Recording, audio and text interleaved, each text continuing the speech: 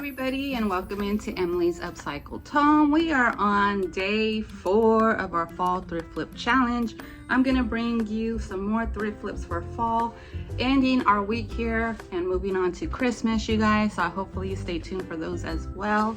We're gonna go ahead and do a little bit of different flow here, doing some little say fall without saying fall, upcycles with fall tones and colors. So let's go ahead and check out that video. But first, if you missed the last videos here, I'll go ahead and link those in the description for you all, so you can just go ahead and jump from one to the other. Check out the other descriptions because I'll have them linked in order as well. So once again, you guys, let's go ahead and jump into that video. For this project, I'm coming in with this wood spindle. I'm going to come in also with some DIY dark wax. To layer up the spindle and age it up just a tad here, I'm going to layer up some dark wax by DIY, rubbing on the wax and wiping off any excess, so for a smooth finish here, just to leave the variations and tones in this wood and enhance that wood look. Now, as far as a little handle here or hanger, I'm using just a faux catalog tag. I bent that with my hands. It was very easy to morph around the wood piece. And for the base, I'm just coming in with a simple wood block, distressing that up, and we are going to make a cute little wreath stand here, you guys. Add a little bit glue on there just to help me out to place these two pieces together, and then I add some screws on either side of our stand, giving it a great hold. Coming back in with that DIY dark wax to age up the base of our piece as well, and then we're going to create a wreath. Now, don't be upset, you guys, but I'm going to go ahead and pick this wreath apart because it's not quite the wreath I'm looking for. This was a thrifted find also, so don't forget those flowers and greenery as you shop. With some leftover sprigs of floral here, all in fall tones, we are going to create another wreath to hang from our stand using floral wire that's already on the wreath and just layering up some foliage here. And then this is a pretty yellow tone that I'm coming in with the leaves, coming in some with crisp white berries or off-white berries here, adding a little bit of hot glue wherever I need to place the berries and have them land where I want. Come in with these little tiny yellow like berry type pieces and go ahead and layer those as well around our wreath here. If I had more foliage, I would go around the outside, make this a fuller looking wreath, but I'm using things I have on hand here, you guys, as I create these videos.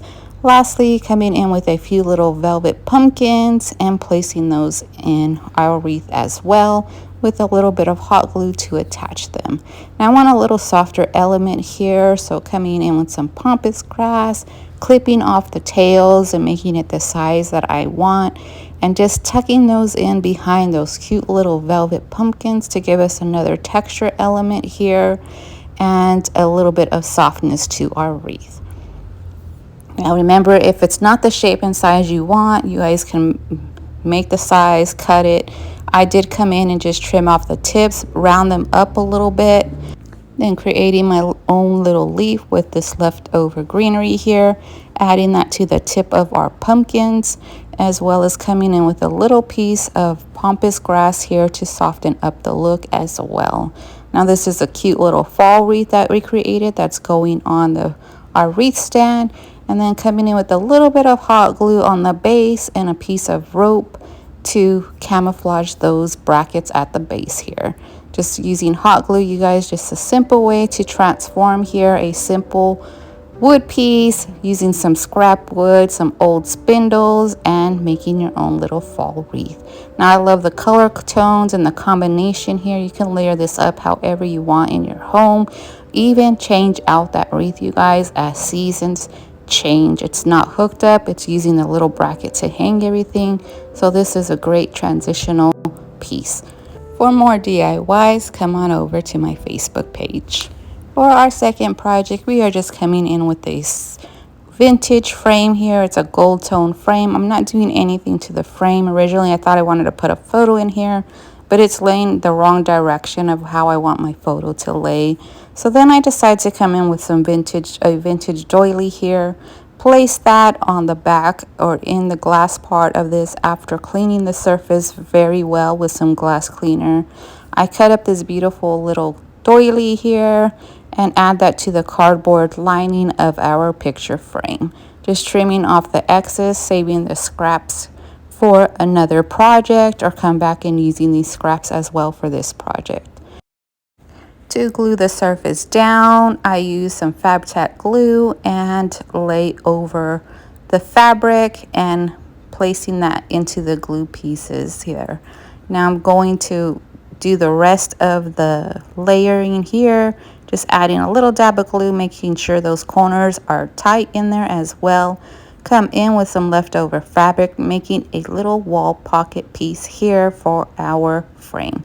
Now I wanted the wall pocket or the pocket inside the frame, and then you can add your little foliage, you can add pictures, you can add whatever you want.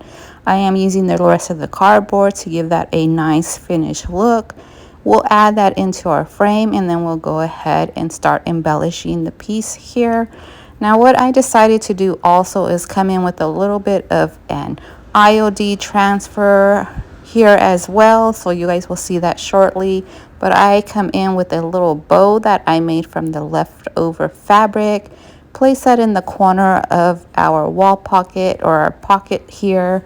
Add a cute little button as well. You guys, those buttons are coming into my craft, so we'll see how it goes with the next one. But I found this little image from IOD. This is from, I think, the POTS transfer. I will look that up. I'm not quite sure. But it does rub onto fabric as well. So I go ahead and rub that onto my fabric with my stick here, making sure I varnish that in for a proper hold.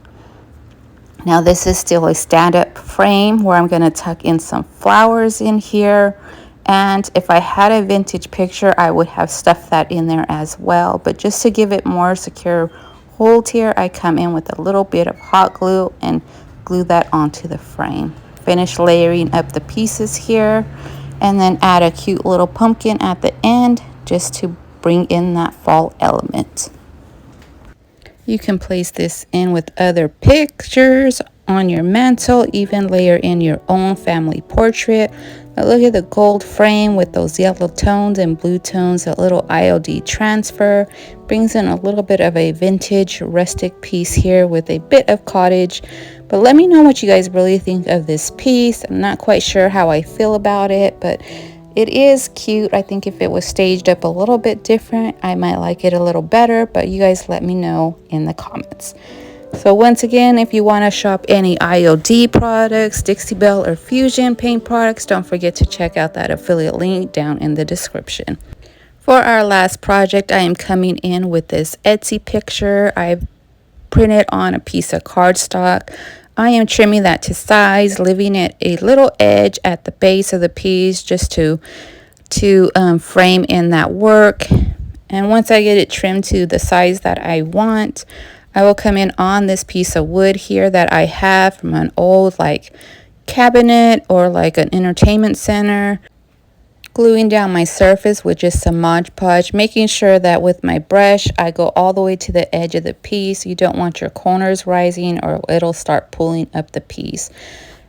And to finish off the decoupaging, I come in and layer that thick edge of decoupage around the edge of the picture, as well as lightly going over the top surface. And as this dry, we are coming in with some half beads that I purchased off of Amazon. Going to layer up the rounds all around the frame, just adding a little bit of framing work here and a rustic element. With my E6000, I'm just adding some glue on the back of the piece, placing those where I want them just to help layer up everything. I started in the corners, work my way in, and then come in and finish the rest of the round. So we'll go ahead and let this thoroughly dry and move into our next step, which is the embellishing process here, where I'm going to be taking some of these foliage and some DIY dark wax, aging up our wood as well as our half beads here, giving this more of a rustic element. I was going to add a rope here, but I decided to go ahead and just let this be a like shelf sitter. You go ahead and lean it up in the back of your cabinet with some stuff in front of it. You could put it in a picture frame holder, but I didn't add a hook to it or any string to it.